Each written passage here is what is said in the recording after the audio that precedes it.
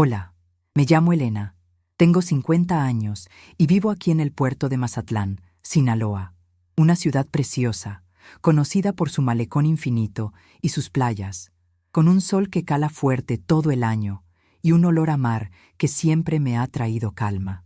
Quien me ve ahora, con una sonrisa en la cara, tratando de reconstruir mi vida, quizás no se imagina la montaña rusa de emociones, la avalancha de dolor y la complejidad de una traición que me hizo cuestionar cada segundo de mis últimos 25 años.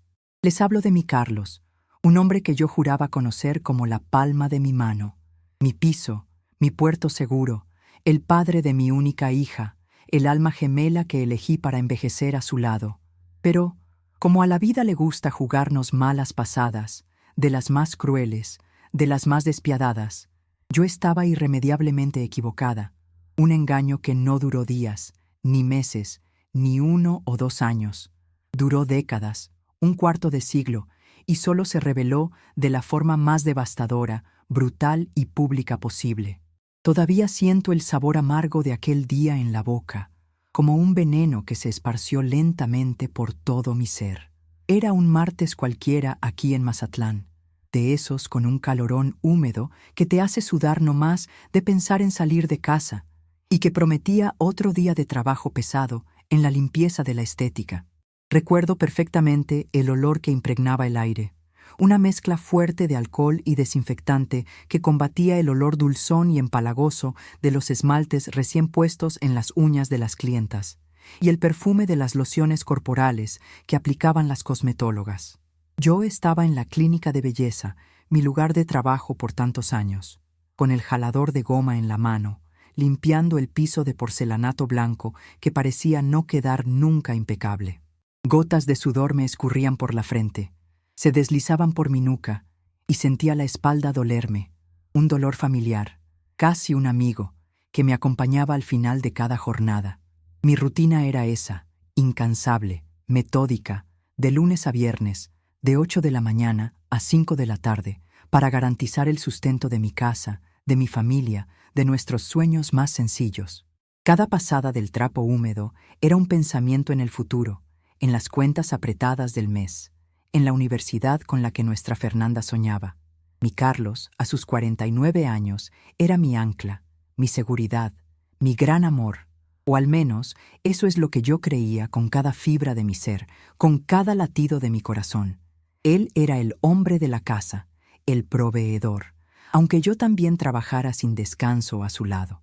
Un hombre que yo veía como luchón, un ejemplo de dedicación que dividía su tiempo y su energía entre 2 trabajos, incansable en la búsqueda de una vida mejor para nosotros. De día, vestía el uniforme de la policía municipal, con el escudo de la ciudad bordado en el hombro, velando por la seguridad de las calles. Por las noches, hacía chambitas como velador para una empresa privada, en un puesto que quedaba en la zona más alejada de la ciudad, casi en las afueras, un lugar solitario y mal iluminado, donde la brisa del malecón no llegaba.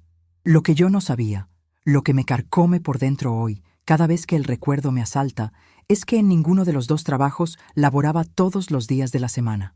Tenía descansos rotativos, turnos que variaban, días en que estaba de franco y que, yo pensaba con la más pura ingenuidad, usaba para descansar, para arreglar cosas de la casa, para ponernos un poco más de atención, para ayudarme con las compras del súper o con el mantenimiento de la casa. Ah, la dulce y fatal inocencia. Ese tiempo libre que yo veía como una bendición para él, una oportunidad de descanso merecido para mi guerrero, hoy lo sé, fue el hueco, la grieta, el espacio perfecto para que floreciera la mentira, para que las semillas de la traición fueran sembradas en otras tierras. Fue el veneno lento que silenciosamente, por años y años, carcomió y destruyó la base de nuestra vida, el castillo de naipes que construimos juntos. Probablemente fue ahí donde todo comenzó, con él teniendo tanto tiempo libre mientras yo estaba allá, sudando la gota gorda, limpiando, tallando, de sol a sol para garantizar nuestro futuro, mientras él construía otro, lejos de mí, a mis espaldas, con mi propia ayuda financiera y con el tiempo que se suponía era nuestro. La ironía es tan cruel que se me revuelve el estómago. Pensar que mi dedicación, mi agotamiento diario, era lo que le permitía la libertad para su traición, es devastador. Si ya has pasado por algo parecido, esa sensación de descubrir que tu vida entera era una farsa, que la persona que más amabas era un completo desconocido, o conoces a alguien que sí, quédate conmigo hasta el final, porque tal vez esta historia pueda ayudarte de alguna forma. Es un viaje doloroso, sí, un camino arduo de reconstrucción, pero también de redescubrimiento y de una superación que jamás imaginé ser capaz. Y ya que estamos aquí, en este nuestro rinconcito de desahogos y de compartir, ¿qué tal si le echas un ojo a los otros videos del canal después? Hay muchas historias buenas por ahí, muchas historias de separación, de divorcio, de traición y de mujeres fregonas que, como yo, encontraron la luz después de la oscuridad más profunda. A veces, un desahogo compartido, una historia escuchada, es el primer y más importante paso para sanar, para entender que no estás sola en este camino. Carlos y yo llevábamos 25 años de casados. 25 años, una vida entera. Parece increíble, viendo hacia atrás ahora, pensar que pasé todo ese tiempo al lado de un hombre que guardaba tantos secretos, tan cerca y al mismo tiempo tan lejos. Bodas de plata, un hito que yo veía como la celebración de un amor inquebrantable, de una pareja sólida, de una familia feliz y unida. Recuerdo claramente planear una pequeña comida para celebrar, soñando con las bodas de oro, imaginándonos a los dos, ya viejitos, sentados en el porche de nuestra casita, viendo el atardecer sobre el mar de Mazatlán, con la brisa suave acariciando nuestros rostros. Nuestra Fernanda era el fruto de nuestro amor, la prueba viva de una vida que para mí era no solo sólida y feliz, sino también completamente transparente, honesta y sin sombra de dudas o secretos escondidos. Vivíamos una vida aparentemente normal, ¿sabe? De esas que uno ve en el vecindario, en las colonias de Mazatlán. Nos levantábamos temprano, antes de que saliera el sol, cuando las calles todavía estaban vacías y el sereno cubría el pasto de los camellones. Cada uno a su trabajo. Yo, a la estética, enfrentando el transporte público atascado, el olor a sudor de la gente apretujada en el camión, la espera interminable en las paradas. Él, a la policía municipal, poniéndose el uniforme con un orgullo que yo le veía en los ojos, un brillo de deber cumplido incluso antes de empezar el día, un compromiso con la ciudad. Dividíamos las cuentas del mes con una calculadora imaginaria en la cabeza, pero siempre con la sensación de que estábamos juntos en esta batalla, codo a codo, enfrentando las dificultades de la mano, como un equipo. Las preocupaciones por Fernanda, por su futuro, su educación, la universidad que soñaba, su primer trabajo, el novio, todo eso era compartido, discutido hasta el cansancio en la mesa de la cocina, durante el desayuno o la cena.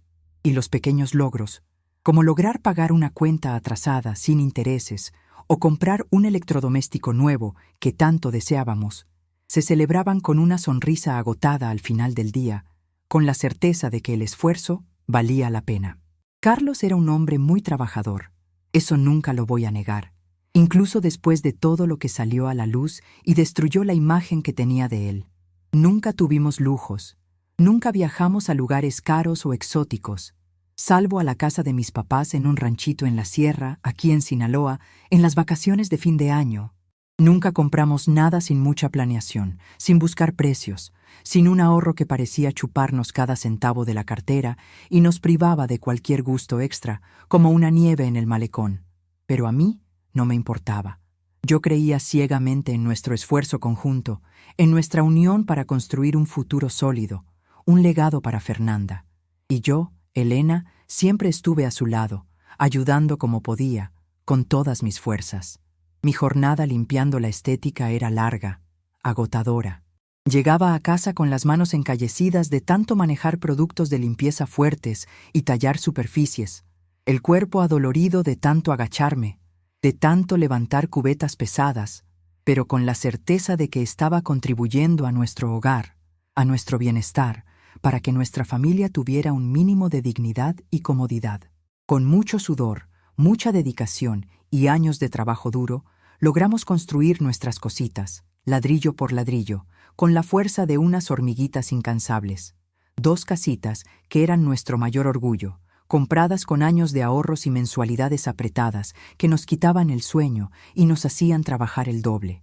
Un coche que nos servía bien y nunca nos dejó tirados a media calle. Y una motito, que él usaba para ir y venir de sus trabajos, ahorrando en gasolina y tiempo. Todo estaba a nombre de él, claro. En esa época yo no cuestionaba. Era lo común, era la costumbre, el hombre como el proveedor que asegura el futuro. La confianza era ciega, absoluta, inquebrantable. Yo confiaba en mi marido, en la persona que había elegido para construir una vida, para ser el padre de mi hija.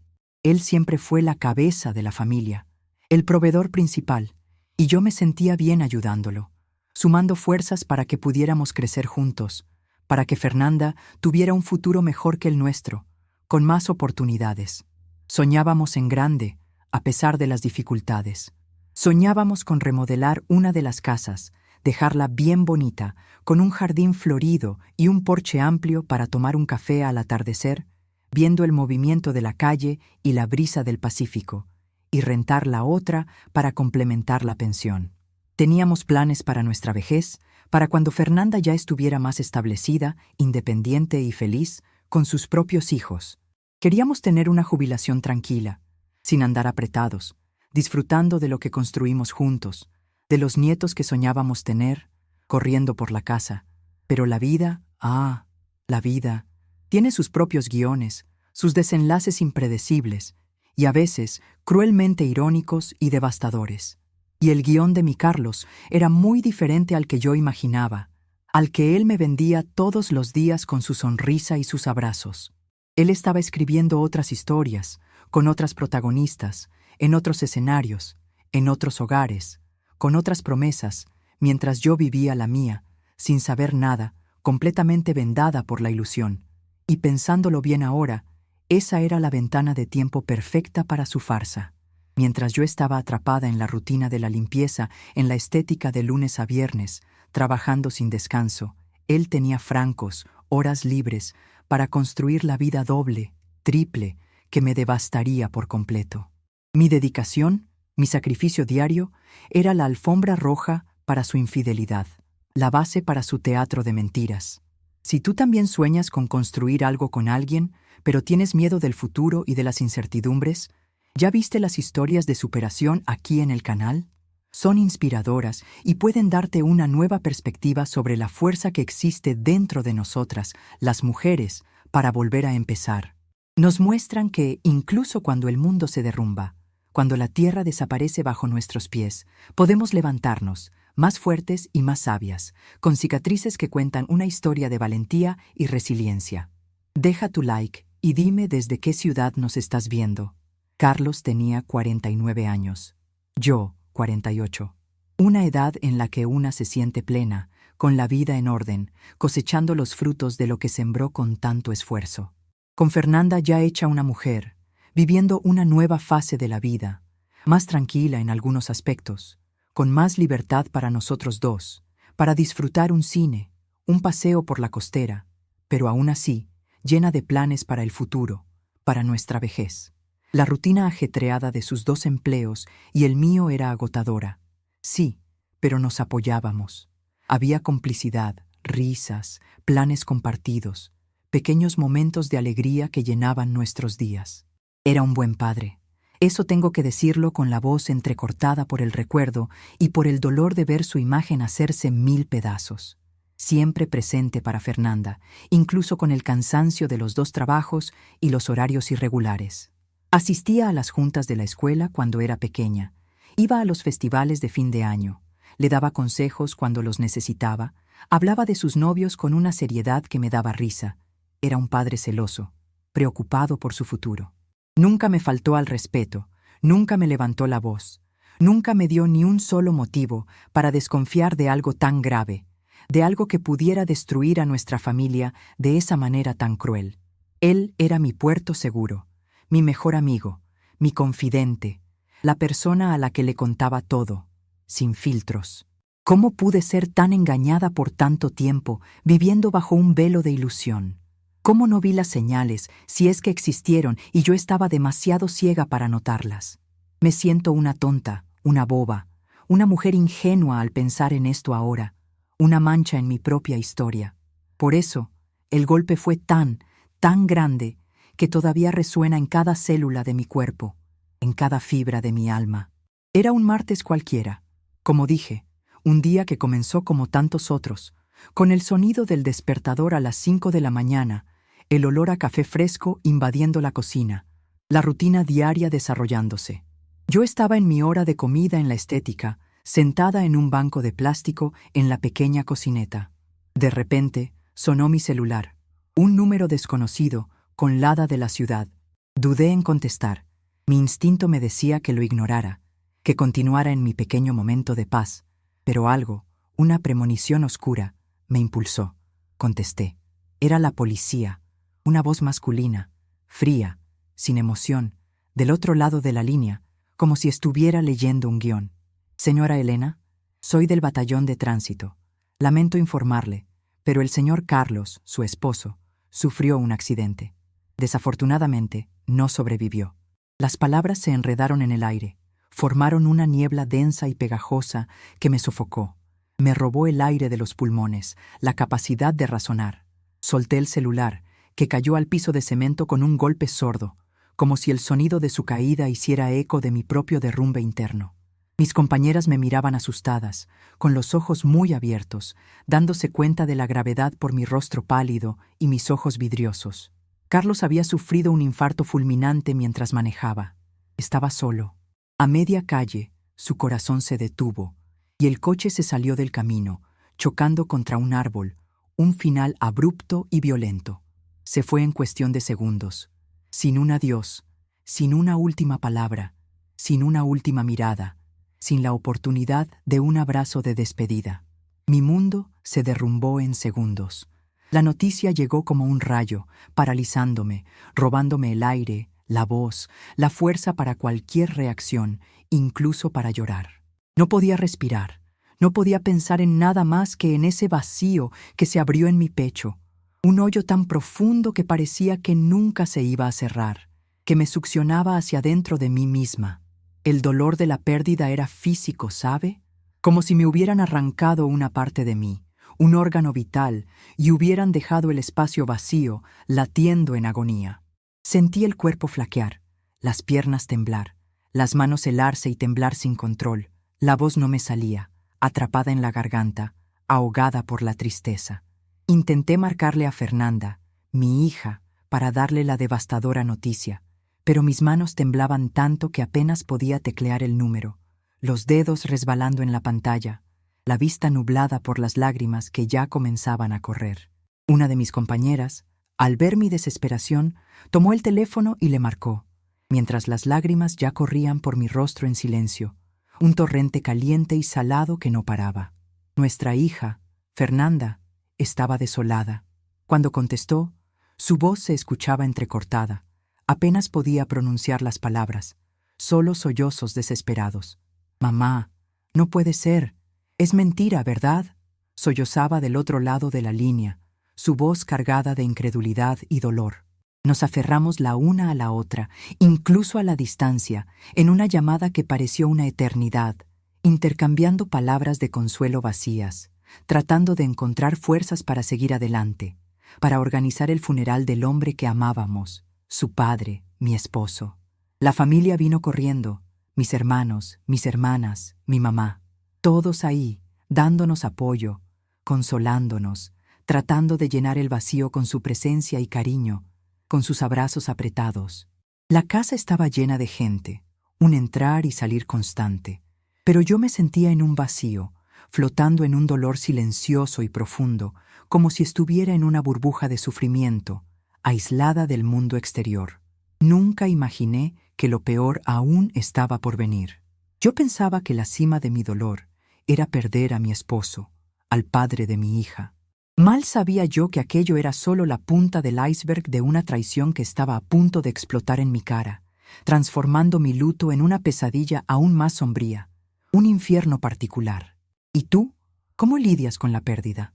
¿Ya te has sentido así, completamente sin piso, como si el mundo se hubiera puesto de cabeza en un segundo? Es en esos momentos que necesitamos un hombro amigo, ¿verdad? Un abrazo que conforte el alma y nos dé un mínimo de esperanza para continuar, para ver la luz de nuevo. ¿El velorio? Ah, el velorio. Se suponía que sería un momento de luto, de despedida digna, de homenajes sinceros al Carlos que yo conocía, al hombre que amaba, al padre de mi hija, mi compañero de tantos años, mi amor eterno, el hombre trabajador, el padre cariñoso, el esposo que yo creía fiel hasta el último suspiro, hasta el último latido.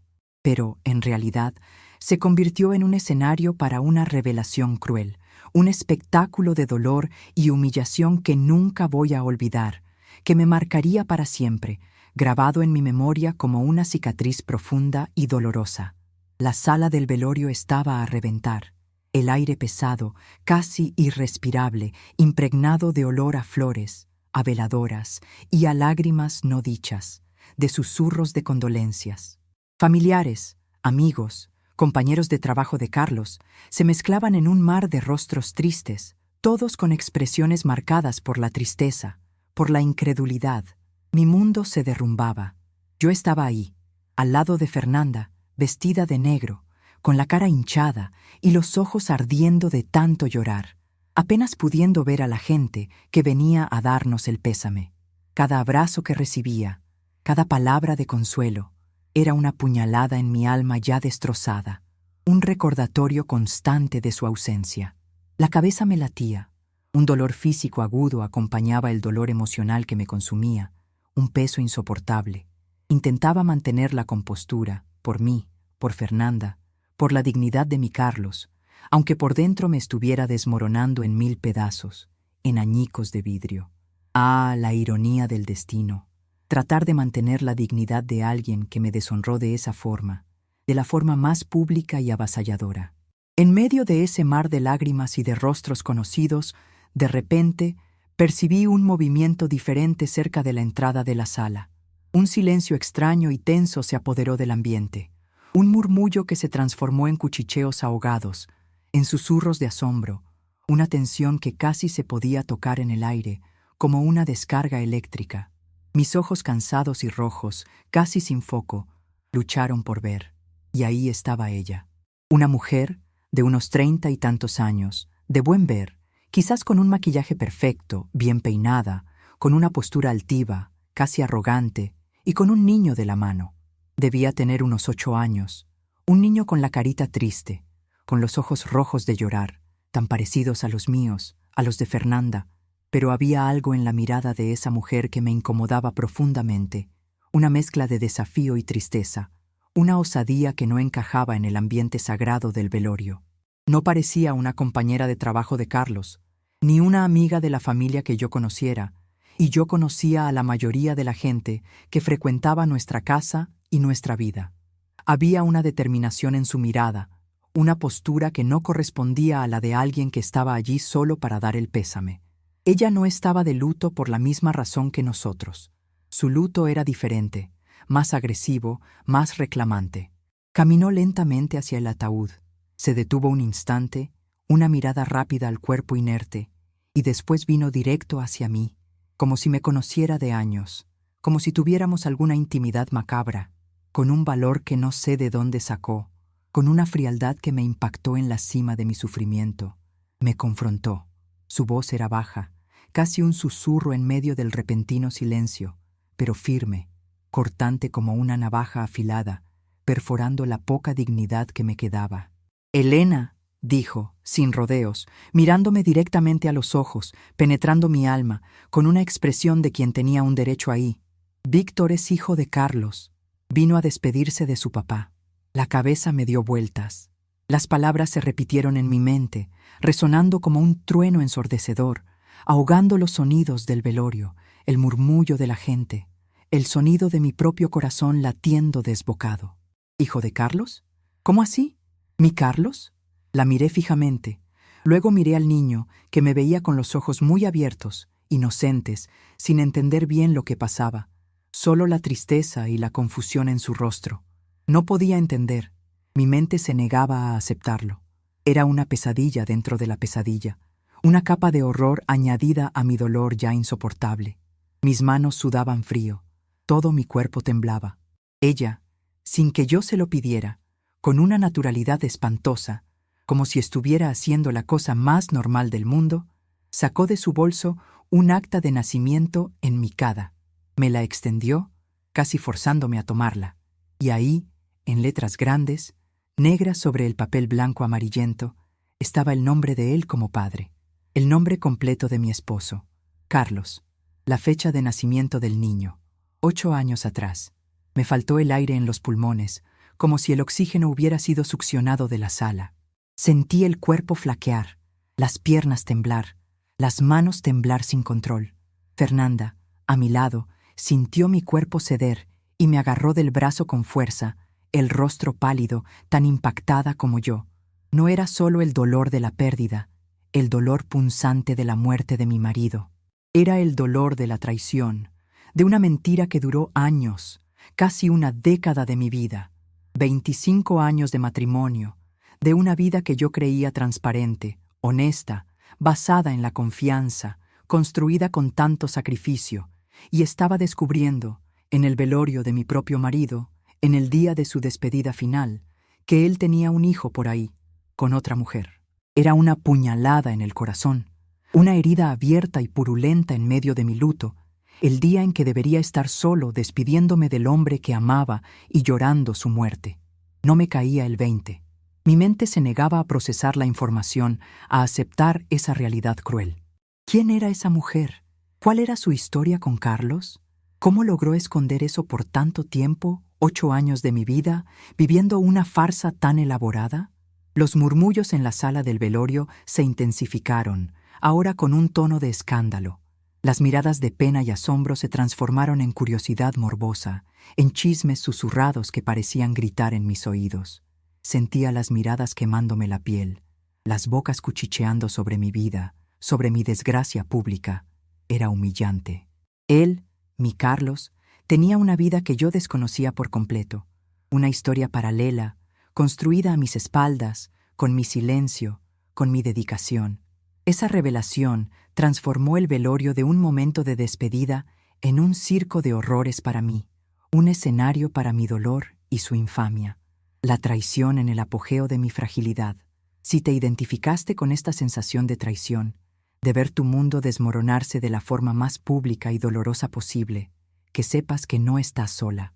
Hay muchas historias de separación aquí en el canal que hablan de esto, de mujeres que encontraron la fuerza para seguir adelante incluso después de un golpe tan duro, tan inesperado. Es un camino arduo, pero la superación es posible, aunque parezca imposible ahora, en medio de la tormenta. Suscríbete al canal, dale like al video y comenta la ciudad y el estado desde donde nos ves. Si el descubrimiento del hijo de Carlos y de esa primera mujer ya era un golpe fatal, una herida abierta que sangraba sin parar en mi luto y en mi alma destrozada, lo que vino después me arrojó a un abismo aún más profundo, un pozo de oscuridad, desesperación y humillación que parecía no tener fin, una caída libre incontrolable en mi propio dolor y en mi propia vergüenza. 2 días después del entierro, cuando apenas podía levantarme de la cama, ahogada en un dolor que se negaba a irse, en una depresión que ya comenzaba a dar las primeras y aterradoras señales de su control total sobre mí, tocaron a la puerta. El cuerpo de Carlos aún no se había enfriado en la tierra. Su memoria todavía estaba fresca y dolorosa en cada rincón de la casa, y yo ya estaba siendo confrontada con otra bomba, una que explotaría en mi cara con una violencia y una crueldad indescriptibles, superando todo lo que ya había soportado. Estaba sentada en la sala, envuelta en una cobija gruesa, a pesar del calor húmedo y constante, sintiendo un frío en el alma, un escalofrío gélido que venía de adentro. Al lado de Fernanda, las dos en silencio, solo sintiendo el peso de la pérdida y tratando de procesar todo lo que había sucedido. Las revelaciones del velorio. El vacío en la casa era ensordecedor, un eco de nuestra propia desolación, roto solo por nuestros sollozos ahogados, por los ruidos de nuestros corazones rotos, por el crujido de la madera vieja en el piso que parecía llorar con nosotras. Mi mamá estaba en la cocina, con la voz entrecortada, los ojos llorosos, tratando de preparar algo sencillo para hacernos comer sin mucho éxito, pues mi estómago se revolvía solo de pensar en comida. Mi cuerpo rechazaba cualquier alimento. El timbre sonó insistentemente, con una prisa, una urgencia y una agresividad que me asustaron, sacándome de mi letargo de dolor e inercia. Fernanda, con la poca fuerza que yo no tenía en ese momento, se levantó para abrir la puerta, vacilante, los ojos aprehensivos, notando la forma inusual de tocar. Cuando abrió, el aire de la sala pareció volverse más denso, sofocante, cargado de una energía extraña. Se me heló la sangre en las venas, sentí un escalofrío recorrer mi espina dorsal. Allí estaba una mujer, más joven que la primera, tal vez de unos 25, 26 años, con una apariencia desafiante, una expresión de quien venía a la guerra, y con un bebé en brazos. Un bebé de apenas 4 meses. Sus ojos, oscuros y decididos, casi rabiosos, me miraron sin una pizca de remordimiento o compasión, sin un destello de humanidad o empatía. No pidió permiso, no esperó a ser invitada a pasar, ni un con permiso. Simplemente invadió mi casa, mi santuario de dolor, como si fuera suya, con una audacia y un descaro que me sublevaron en lo más íntimo de mi ser, haciéndome hervir de odio e indignación. El bebé, inocente en sus bracitos regordetes, de piel suave, miraba a su alrededor con curiosidad infantil, ajeno a la tormenta que provocaba con su mera presencia, la prueba viva de otra vida secreta de mi Carlos.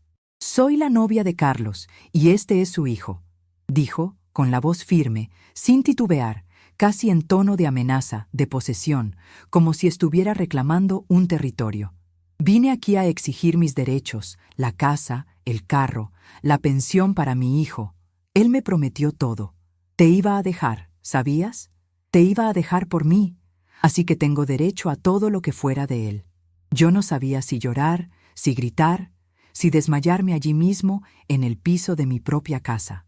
Mi mente explotó en 1.000.000 de pedazos, en añicos de realidad que no encajaban. Dios mío, 2 hijos, 2 mujeres y un bebé de 4 meses, por Dios. 4 meses. Esa información, más que cualquier otra, fue un puñetazo en el estómago, un tiro en medio del pecho, certero, mortal. Eso significaba que él estaba con ella al mismo tiempo que estaba conmigo, que estaba con la madre de Víctor, todo al mismo tiempo, en una telaraña intrincada de mentiras. Mantuvo 3 vidas paralelas, una red compleja de mentiras, engaños y duplicidades de afecto. Ese era mi Carlos, el padre de mi hija, el hombre que compartió la cama conmigo por más de 2 décadas, que construyó una historia que yo pensaba que era real, sólida, basada en el amor y la confianza, bajo el mismo techo. Tenía una vida secreta tan profunda, tan compleja, tan cruel, que ni siquiera imaginaba que un ser humano pudiera tener la capacidad de hacer algo así. Era como si cada momento que pasamos juntos, cada palabra de amor que me dijo, cada plan que hicimos para el futuro, cada beso, fuera una farsa elaborada, una mentira ensayada para engañarme, para hacerme la tonta ante el mundo. La rabia se apoderó de mí, mezclada con una náusea que me hacía querer vomitar allí mismo, frente a ella. Prepotente, argüendera, no paraba de hablar, de exigir, de cobrar, de destilar su veneno. Decía que tenía derechos, que Carlos le había prometido una vida, que su hijo era heredero legítimo, que él la amaba de verdad, que yo era una vieja que él ya no quería, una carga. No me daba un segundo de paz. Y lo peor, no paraba de mandarme mensajes al celular, exigiendo, cobrando, ofendiéndome, llamándome vieja cornuda, diciendo que Carlos nunca me amó de verdad, que él era de ella, que yo era solo la fachada, la esposa trofeo para la sociedad. Llegaba a mandar fotos del bebé, fotos de ella con Carlos en momentos íntimos, como si quisiera restregarme en la cara la prueba de su victoria, de mi humillación, de mi derrota. Cada palabra era una puñalada, cada notificación era un escalofrío. ¿Cómo pude ser tan ciega? ¿Cómo pudo él ser tan cruel, tan disimulado, tan mentiroso, tan cobarde, engañándome por tanto tiempo? ¿Qué sacaba él de la casa, de nuestro sudor, de mi sudor, para dárselo a estas mujeres en la calle, para mantener a otras familias, a otras amantes?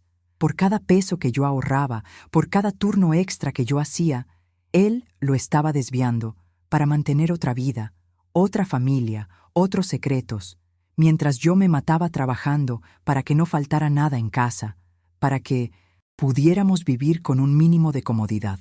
Era un dolor mezclado con rabia, con una indignación tan grande que me destrozaba por dentro. Me impedía respirar en paz, me sofocaba, me robaba la cordura. La sensación de haber sido robada, no solo financieramente, sino de mi propia historia, de mi propia dignidad, de mi tiempo, era insoportable. Esta parte de la historia me duele hasta hoy. Es una herida que arde y se niega a cicatrizar. Es surrealista, ¿no? Parece cosa de telenovela, de película de drama, de tragedia griega, pero era mi realidad desnuda y cruda, desarrollándose en mi propia sala, en mi hogar, en mi luto. Mi cabeza daba vueltas en un torbellino de preguntas sin respuesta, de rencor, de traición indecible, de desilusión.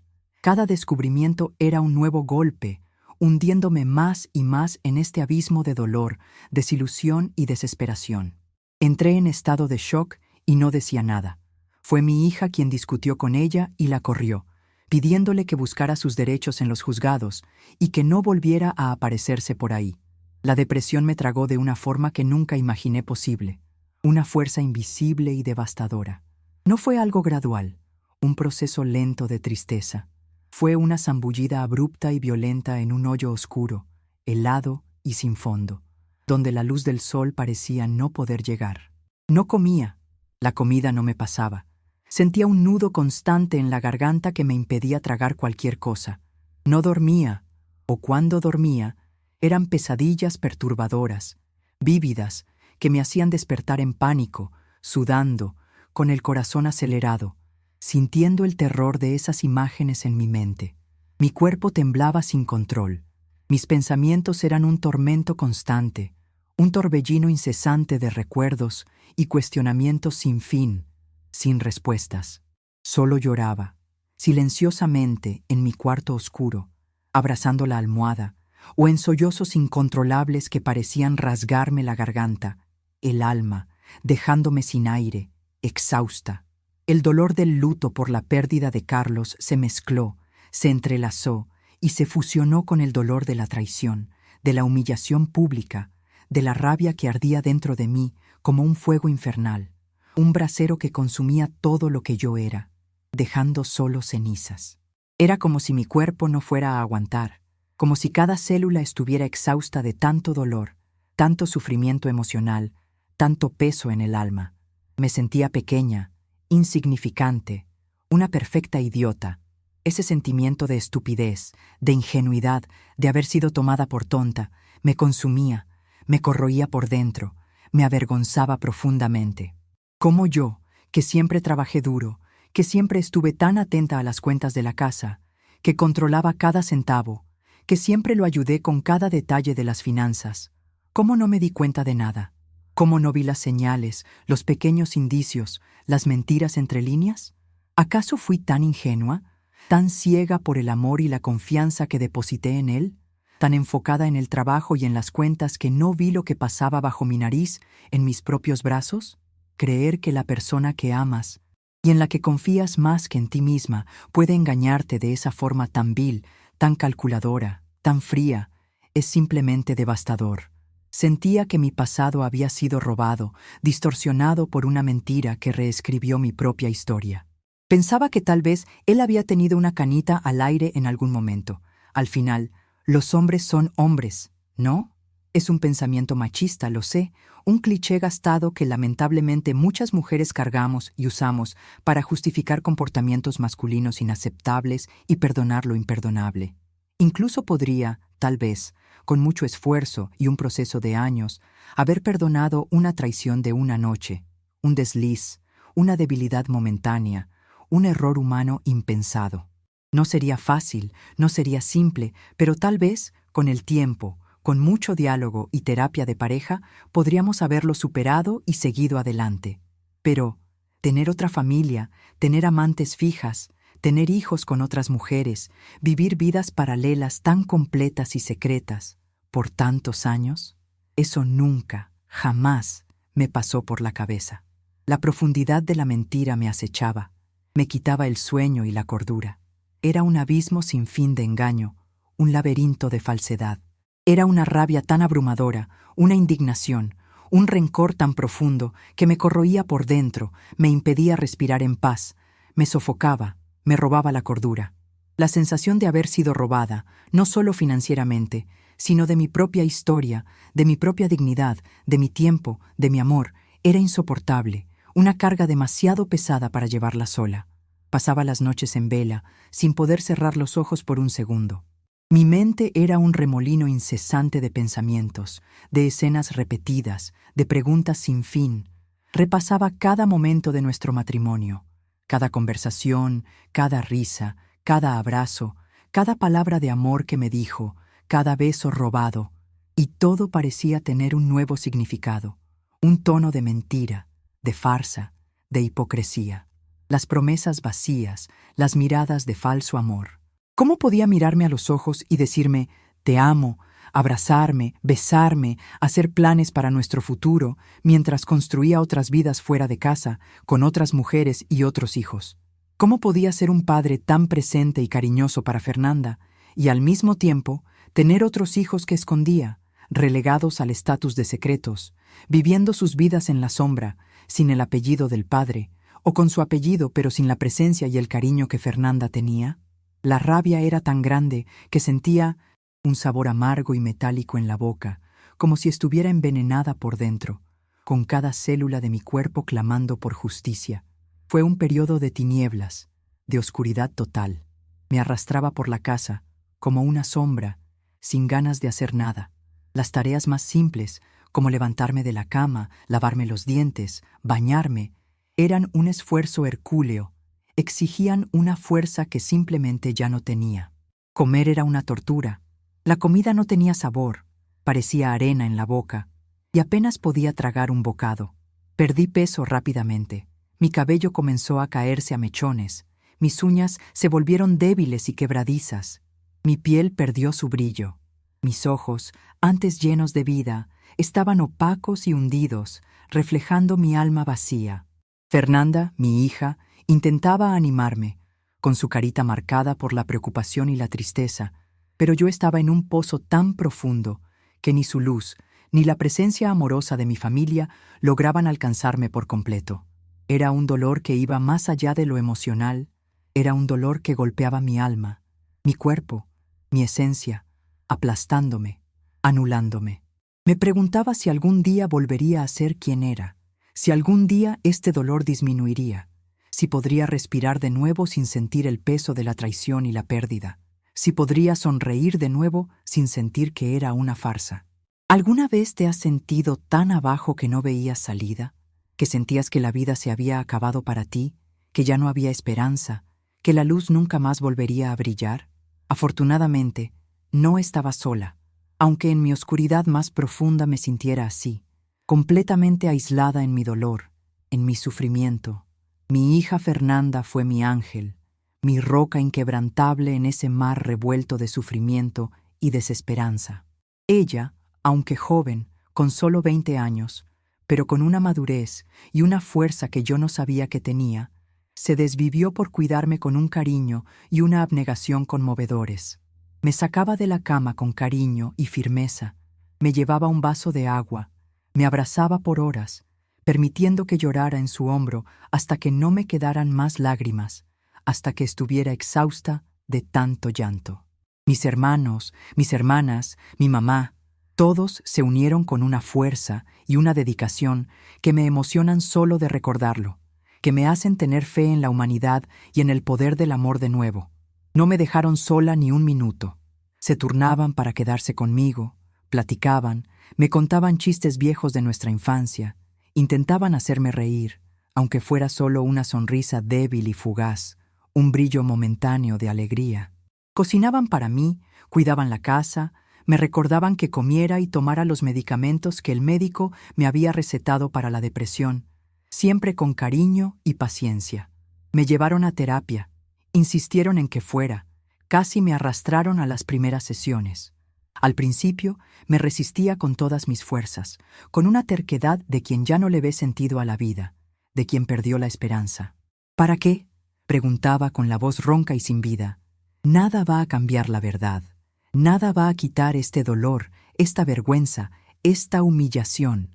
No le veía sentido.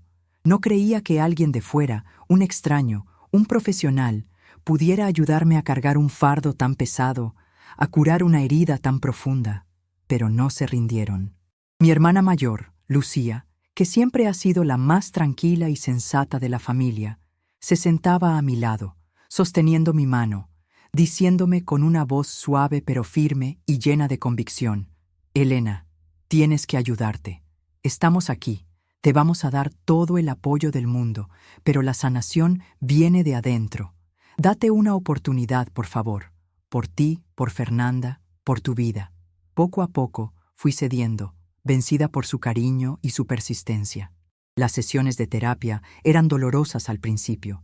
Temblaba solo de pensar en revivir todo aquello, en desenterrar cada detalle de la traición y la humillación, cada mentira, cada recuerdo que ahora estaba distorsionado. Pero la psicóloga, una mujer sabia y acogedora, con una voz tranquila y ojos amables, me ayudó a organizar mis pensamientos confusos, a ponerle nombre a mis sentimientos, a entender que la culpa no era mía, que la responsabilidad de la traición era enteramente de él, de Carlos, y que yo no era culpable por haber sido engañada. Me ayudó a procesar el luto, la rabia, la humillación, la sensación de injusticia, la vergüenza que sentía. Con cada sesión, era como si me quitaran una pequeña piedra del corazón, un peso que disminuía lentamente, una luz que comenzaba a brillar al final del túnel. Me enseñó a respirar, a aceptar los sentimientos sin ahogarme en ellos, a entender que tenía derecho a sentir todo ese dolor y rabia, pero que no necesitaba vivir en ello, que podía liberarme. Fue un proceso lento, doloroso, de hormiguita, un paso a la vez, un día a la vez, con muchos altibajos, con recaídas, pero con el apoyo incondicional de ellos, de mi familia. Fui levantándome, poco a poco, con dificultad. Cada pequeño avance era una victoria monumental, un motivo para celebrar. Un día lograba comer una comida completa sin sentir náuseas, sintiendo el sabor de la comida de nuevo. Al otro, lograba salir a dar una vuelta a la manzana, sentir el sol en la cara, el viento en el pelo, y no sentir ganas de volver inmediatamente a la cama. La luz comenzó a volver, muy despacito, infiltrándose por las grietas de mi hoyo oscuro, como los rayos del sol de la mañana. Y la justicia, bueno, la justicia hizo su parte, pero no sin mucha pelea, mucho desgaste emocional y una dosis extra de humillación pública. Fue un infierno, claro. De la primera mujer nunca más supe nada. No fue a buscar nada, ni pensión. Después del día del entierro, nunca más los vi. Supe después que tuvo un romance con él. Quedó embarazada y él solo reconoció al niño, que cuando ella supo que él era casado, ya no quiso la relación, y por 8 años él siempre iba a ver al hijo. Pero la amante del bebé de 4 meses, la que entró a mi casa exigiendo derechos, fue implacable, una verdadera buscapleitos, incansable en su búsqueda de todo lo que Carlos había dejado. Peleó por todo, fue incansable, agresiva, haciendo amenazas veladas y explícitas. En cada audiencia, venía con una nueva exigencia, un nuevo argumento, tratando de sacar el máximo posible de bienes, provocándome con miradas de desprecio y sonrisas sarcásticas. Me mandaba mensajes amenazantes al celular, intentaba intimidarme, me llamaba en medio de la noche para provocarme, para contarme detalles de su vida con Carlos, para hacerme sufrir aún más. Yo temblaba solo de pensar en verla en los pasillos del juzgado, el estómago se me revolvía, mi cuerpo se encogía. Pero tenía un abogado competente, que me orientaba y me defendía, y lo más importante, tenía el apoyo moral y la presencia constante de mi familia, que me daba fuerzas para no rendirme en la lucha por mis derechos, por mi dignidad. Mi hermana Lucía y mi hermano Miguel iban conmigo a todas las audiencias, dándome la mano, protegiéndome de sus ofensas, siendo mi escudo. Fue un desgaste financiero y emocional absurdo. Tuve que gastar mis ahorros para pagar a los abogados, para los trámites del proceso, para las costas judiciales, todo lo que tenía guardado. Pero al final, después de mucha pelea y mucho dolor de cabeza, todo se dividió ante la ley. No fue fácil aceptarlo. No era lo que yo quería, lo que soñé para nuestra vida, para la vida de Fernanda, para nuestro futuro. Pero era lo justo, ¿no? Una criatura no podía quedar desamparada. Fue un proceso que drenó mis últimas energías, pero que me mostró la importancia de luchar por mis derechos, por mi dignidad, por mi paz de espíritu. No era el desenlace que soñé para mi vida, ni de lejos, pero era un nuevo comienzo, una página vuelta, dolorosa, llena de rencores y arrepentimientos, pero absolutamente necesaria para mi superación, para mi reconstrucción como mujer y como persona. ¿Alguna vez has tenido que luchar por tus derechos después de una separación o una traición? Cuéntanos en los comentarios. Es importante compartir estas experiencias y mostrarnos unas a otras que somos capaces de levantarnos, incluso cuando la vida nos derriba de forma brutal. Hoy, con 50 años, respiro de forma diferente. Siento el aire entrar y salir de mis pulmones sin el peso aplastante de antes. Es un dolor que se ha transformado, que ya no domina, pero que forma parte de mi historia. Pero el dolor de la traición, por increíble que parezca, ha disminuido. No es que haya desaparecido por completo, porque las cicatrices quedan, ¿verdad? Nos marcan, nos recuerdan lo que pasamos, lo que superamos, pero no nos impiden seguir adelante, mirar al futuro. Los recuerdos del Carlos traidor todavía me acechan a veces, en flashes rápidos, en momentos de silencio e introspección, como un rayo que corta la noche. Pero ya no me consumen como antes, ya no me paralizan en mi propio sufrimiento. Hoy veo las cosas de otra forma, con una claridad que antes me faltaba, una perspectiva que el dolor, la terapia y el apoyo de mi familia me trajeron. Me levanté, me llevó tiempo, necesité mucha ayuda y una fuerza que ni siquiera sabía que tenía. Fue una lucha diaria, un paso a la vez. Aprendí a vivir sin él, aprendí a valorarme como mujer, como individuo, como Elena, y no solo como la esposa de Carlos o la mamá de Fernanda. Descubrí una fuerza interior, una resiliencia, una capacidad de luchar y de empezar de nuevo que me sorprendió cada día, con cada pequeña victoria. Una fuerza que me permitió enfrentar el dolor más profundo, la humillación más devastadora y reconstruir mi vida ladrillo por ladrillo, pedacito por pedacito, a partir de los escombros de un matrimonio que resultó ser una farsa. Aprendí a perdonar, no a él, sino a mí misma, por haber sido tan ciega, por haber confiado tanto. Perdonar para seguir adelante, para liberarme del rencor que me ataba.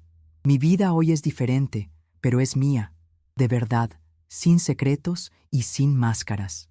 Las casas se vendieron y el dinero se dividió. Logramos organizar una vida más tranquila, aunque con menos bienes materiales.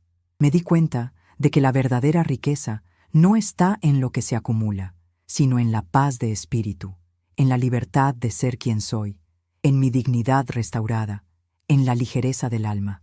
Fernanda está bien, feliz en su matrimonio, construyendo su propia familia, y es mi mayor alegría, mi mayor orgullo, la razón por la que me levanté todos los días y seguí luchando. Sigo trabajando con la misma dedicación de antes, con el mismo cuidado y profesionalismo, pero ahora con un nuevo ánimo, con la certeza de que cada peso que gano es fruto de mi esfuerzo, de mi honestidad, y para mi propio bienestar y el de mi hija. Ya no me siento usada. No siento que estoy ayudando a mantener una mentira, un castillo de arena construido sobre mi dolor y mi sudor. Todo mi dinero lo invierto en mí. Siempre que puedo viajo con mis amigas. Acabo de sacar mi licencia de conducir, algo que jamás imaginé. Ando con mi cochecito para todos lados, gracias a Dios. El sudor de mi frente ahora tiene otro sabor, el sabor de la libertad, de la dignidad y de la autonomía, de mi propia fuerza. Y quiero que tú, mujer, que me estás escuchando ahora, sepas que tú también tienes esa fuerza, esa capacidad de levantarte, de florecer de nuevo. No importa el tamaño de tu dolor, de tu desilusión, de tu separación, de tu traición, de tu divorcio, la superación es posible. Es un camino arduo, sí, lleno de tropiezos, de lágrimas, de días en los que querrás rendirte, en los que sentirás que no vale la pena, pero es posible. Mereces ser feliz, mereces empezar de nuevo, mereces construir una vida verdadera y plena para ti misma, una vida basada en la verdad y en el amor propio. No te aísles, busca ayuda, habla con quien te ama, con quien confías, ya sean amigos, familiares o profesionales. Busca a un profesional de la salud mental si lo necesitas, un terapeuta, un grupo de apoyo. Son faros en la oscuridad, guías en este viaje. Tu vida no termina con una traición o un divorcio. Al contrario, puede, sí, reinventarse, florecer de una manera que jamás imaginaste, con nuevos colores, nuevos amores, nuevos sueños y nuevas oportunidades. Cree en ti, en tu potencial de sanación, en tu capacidad de encontrar la felicidad de nuevo, incluso cuando todo parece perdido y el mundo se ha derrumbado a tu alrededor. El sol siempre vuelve a brillar, incluso después de la tormenta más fuerte, y brillará para ti también, trayendo luz y calor a tu alma. Si esta historia tocó tu corazón, si te identificaste con mi dolor o con mi viaje de superación, por favor, suscríbete al canal para no perderte los próximos videos y deja tu like. Tu participación, tu comentario, el que compartas esto es muy importante para nosotros, porque juntos somos más fuertes, y compartir el dolor es el primer paso para sanar, para la liberación. ¿Y qué tal si ves otra historia de superación de nuestro canal? Tenemos muchas mujeres inspiradoras que han compartido sus experiencias, sus luchas y sus victorias, mostrando que la vida, a pesar de todas las adversidades y decepciones, siempre vale la pena y que la felicidad se puede redescubrir donde menos se espera. Un gran beso en tu corazón, fuerza y fe, y hasta el próximo video.